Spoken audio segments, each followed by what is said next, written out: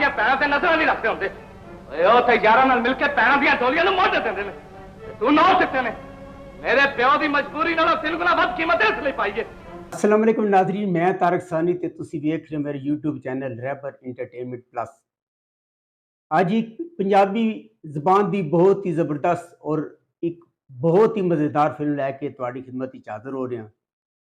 उस फिल्म का नाम है सज्जन बेपरवाह।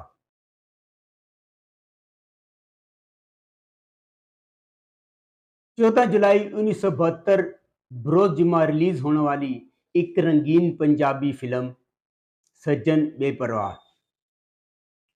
नाज़रीन, इस फिल्म का मौजू सोशल है, जिहड़ी खानदानी रवायती दुश्मनी होंदे उस मौजू ते ये फिल्म बनाई गई है। इस फिल्म के अदाकार इकबाल हसन, जेल का मैला कंबल पा के जुमरद, हर वेले यही सोचती रहनी है, नगमा, इस कार च जन्म लैंदियां ने।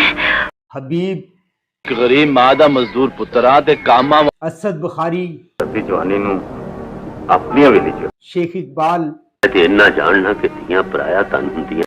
सीमा बेगम, इको ते जिद कीती है मेरे लाल ने। अलियास कश्मीरी, दौलतियां लम्मियां बावां नु अपने घर अली इजाज, कोई बादशाह शहन शाह ने धीआं गां तो मुनव्वर ज़रीफ, ते बच्चे दे भी दंद नहीं होंदे। रजिया, तू मेरे प्यू नूं नकद रकम लाई जा, ओनू शराब फजले हक, ओनू सारी बरादरी च बदनाम करता। आदयात मसूद असगर, फिल्मसाज बेगम आहद मलक, मुसन्निफ हज़ीं कादरी ते म्यूजिक दिता है नज़ीर अली ने। इसके शायरन हज़ीं कादरी, गुलकारा नूरजहां। और नाज़रीन, इस फिल्म के तमाम गाने सुपर हिट सन। अच्छी कहानी ते बेहतरीन म्यूजिक की वजह तो इस फिल्म ने अपने दौर ही सुपर हिट बिजनेस किया सी। इस फिल्म के अंदर अदाकार हबीब ते नगमा, इकबाल हसन ते जुमरद की जोड़ी बनाई गई। उत्तर गैरता होंदे ने अब्बा, धीआं इज्जतां ते गैरता तां ही जिंदा रहिंदियां ने जे इज्जत वाल कोई मैं नहीं रखना तक सके। मैनूं दसो कित्थे वे। और नाजरीन, इसका म्यूजिक जैसा मैं पहले दसा कि बहुत ही शानदार है। इकबाल हसन नूं जदों कतल के जुर्म विच ਉਹ जेल जाता है तो उन्होंने फांसी की सज़ा होती है। तो जुमरद ते पिक्चराइज किया हुआ गाना जिहड़ा अपने दौर का सुपर हिट गाना सी, बरी बरी इमाम बरी सरकार बरी, तुहानूं बहुत ही मज़ा देगा। बरी बरी इमाम बरी। उस तो इलावा जिहड़ा दूसरा गाना है जदों इकबाल हसन नूं छुरियां लगदियां तो मौत तो याद दी काशित होंदा है ते उस वक्त अदाकारा जुमरद ते फिल्मबंद किया होया गीत असां ते आखिया सी सानू ना बुलाई वे, इते नहीं से कि असी जान छड़ जाई वे, अपने दौर का सुपर हिट गाना है। और अजे तक बरी बरी इमाम बरी और असां ते आखिया सी, इस तो इलावा दिल चला दिल कमला दिल चला कला, यह उस दौर के सुपर हिट गाने सुन। इन गाने और कहानी की वजह तो यह फिल्म सुपर हिट रही है। यह फिल्म यूट्यूब पे मौजूद है, तुसी यह फिल्म यूट्यूब पे जाके सर्च करके देख सकते। और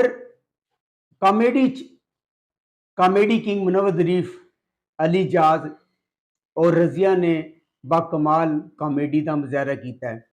अली इजाज ने एक नशेई के रूप में बहुत ही लाजवाब अदाकारी की है और इस अलावा रजिया और मुनव्वर ज़रीफ ने भी बहुत अच्छा काम किया। नहीं है चौधरी, हुण मैं मैली पग चुक के अपने प्यो दे सिर ते नहीं उतरनी। ये तू अपने भतीजे की जिंदगी बचानी है ते फिर अपने सिर की पग ला के मेरे प्यो दे सिर ते रख दे। और लै मुंडिया, हबीब ते नगमा की जोड़ी बनाई गई है।